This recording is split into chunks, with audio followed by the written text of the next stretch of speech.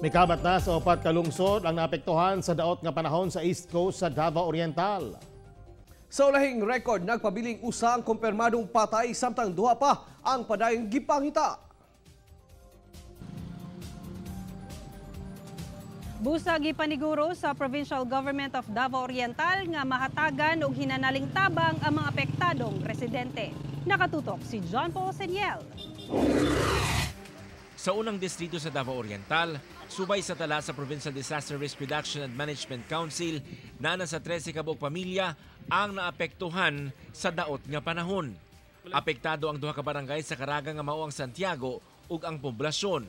Apektado usab ang barangay San Ignacio sa lungsod sa Manay nga grabing naapektuhan tungod mikabat sa 50 ka balay ang nangaguba. Kailangan jud sir matabangan kami sa mong pagpuyo, mong balay, mong gamit ana. Sige. Naanod lang ko sa Baha kay tungod sa dako kayong Baha sa Tamayo nga ang mga balay pod nang dapil mi duha sa misa akong bata. Mao na ang akong problema karon. Apil akong balay na damage, naanod ang katikas ng balay.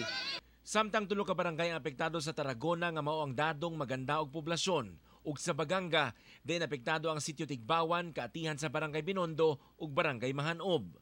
Ang provincial government gisiguro magpaabot og ginabang sa mga apektadong pamilya. Ongoing pang atong assessment, no? Naapa sa Kapitolyo, ang atong in charge, no?